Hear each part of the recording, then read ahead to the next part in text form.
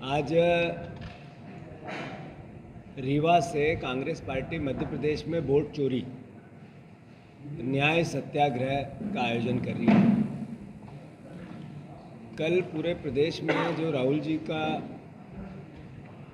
इस देश के लोकतंत्र को बचाने का अभियान आपके, हमारे और देश के आम नागरिक के एक वोट के इस पवित्र लोकतंत्र में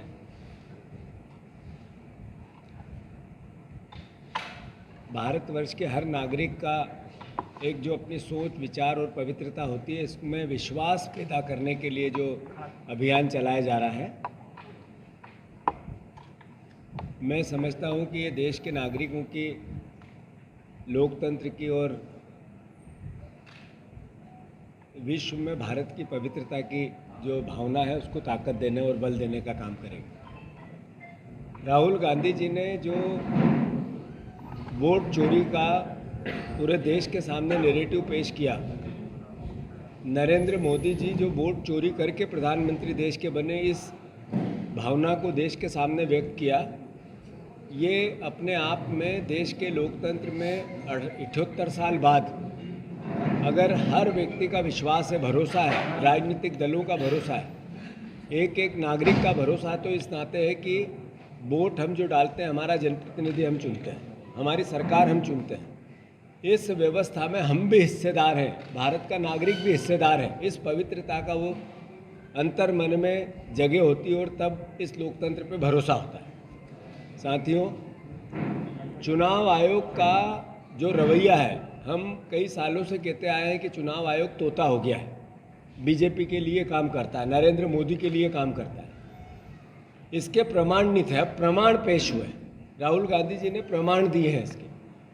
मैं सोचता हूँ ऐसे में चुनाव आयोग ने देश के सामने स्पष्ट करना चाहिए कि ये जो चोरी हो रही है किसके लिए कर रहे थे आप और क्यों कर रहे थे। आखिर देश का आम नागरिक मत इसलिए नहीं डालता है कि बीच में मत का मैनिपुलेशन हो जाए। तो भारतीय जनता पार्टी का एक एक नेता, एक एक मंत्री, एक एक प्रवक्ता चुनाव आयोग तरफ से बहस करने लगा। चुनाव आयोग ने बात नहीं की अपनी, चुनाव आयोग हलफनामा मांगने लगा राहुल गांधी जी से, जो पब्लिक डोमेन में उन्होंने कर्नाटक की एक लोकसभा में, एक विधानसभा का प्रमाण सहित एक एक वक्तव्य दिया। ये अपने आप में मैसेज है कि नरेंद्र मोदी जी ने वोट की चोरी करके देश की सरकार बनाई। मध्य प्रदेश में भी ऐसा हुआ, महाराष्ट्र में भी ऐसा हुआ, कर्नाटक में भी ऐसा हुआ, हरियाणा में भी ऐसा हुआ और कई राज्यों में भी होता है। इस बात की सच्चाई का सत्यापन कैसे हो, मैं और कहीं नहीं जाना चाहता। आप यहाँ के कैंट विधानसभा में जाओ, अगर वेबसाइट 3 दिन से, परसों से मध्य प्रदेश की बंद है, यहाँ के चुनाव आयोग की 2-3 दिन से वेबसाइट इन्होंने बंद कर दी जब से हमने घोषणा की कि हम भी यहाँ खुलासा करने वाले हैं। मैं सारे पत्रकारों से आग्रह करता हूँ, कांग्रेस के कार्यकर्ताओं को भी आने वाले समय में हम ये काम देंगे कि जबलपुर में 1, 2, 3, 4 नहीं होंगे, कम से कम 1000-2000 घर ऐसे होंगे जहाँ पर एक घर में 50 वोट से ज़्यादा चिन्हित होंगे, 40 वोट से ज़्यादा चिन्हित होंगे, 35 वोट से ज़्यादा चिन्हित होंगे, और जो लगातार बीजेपी जहाँ जीत रही है वहाँ पर ये इस हथियार का वो ज़्यादा उपयोग करती है। तो इसमें चुनाव आयोग की भूमिका संदिग्ध होती है। तो मैं फिर से, राहुल गांधी जी जो लड़ाई लड़ रहे हैं ये कोई राजनीतिक लड़ाई नहीं है। कल 300 सांसद, आदरणीय खड़गे जी, आदरणीय राहुल जी, सब चुनाव आयोग के पास इस बात को लेके जा रहे थे कि आप जो हम जानकारी चाह रहे हैं, जिस रूप में चाह रहे हैं, चुनाव आयोग हमें दे, विपक्ष के नेता के रूप में भी, विपक्ष की पार्टियों के रूप में भी। चुनाव आयोग उसमें वेबसाइट बंद करता है पर जानकारियाँ नहीं देता है। कोर्ट के माध्यम से कानून बना कर चुनाव आयोग अपने आप को प्रोटेक्ट कर रहा है, मतलब सरकार उसकी सहायता कर रही है, नरेंद्र मोदी सहायता कर रहे हैं। नरेंद्र मोदी इस तरीके के कानून बना रहे हैं कि चुनाव आयोग से आम जनता, राजनीतिक दल, राजनीतिक कार्यकर्ता कोई जानकारी नहीं ले पाए। ये मैसेज क्या है? ये मैसेज है अपने आप में कि नरेंद्र मोदी जी के लिए, चुनाव आयोग के लिए, भारतीय जनता पार्टी के लिए जो राहुल गांधी जी ने सवाल खड़े किए हैं वो सच है।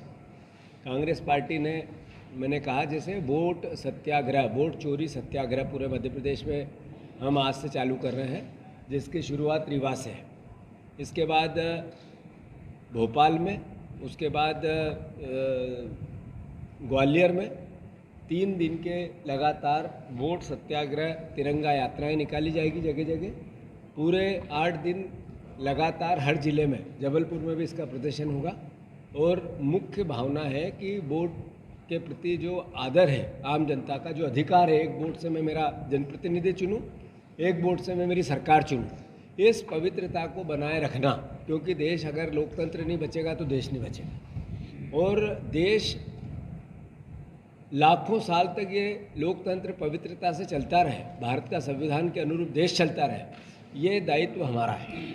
आज हमारे पहले भी कोई पीढ़ी थी जो इस देश के संविधान में भरोसा करके देश की अपनी भूमिका निभाती थी। हमारे बाद भी पीढ़ियाँ आएगी। आज हम हैं, कल कोई और होगा। आज नरेंद्र मोदी है, इससे पहले मनमोहन सिंह जी थे, अगला भी कोई हो सकता है। पर अगर देश के लोकतंत्र को हम ताकत नहीं देंगे, बल नहीं देंगे, वोट के अधिकार को, संविधान को बचाएंगे नहीं, तो आखिर देश बचेगा कैसे? तो ये देश बचाने की लड़ाई है, वोट के अधिकार को बचाने की लड़ाई है, इस लोकतंत्र को बचाने की लड़ाई। धन्यवाद।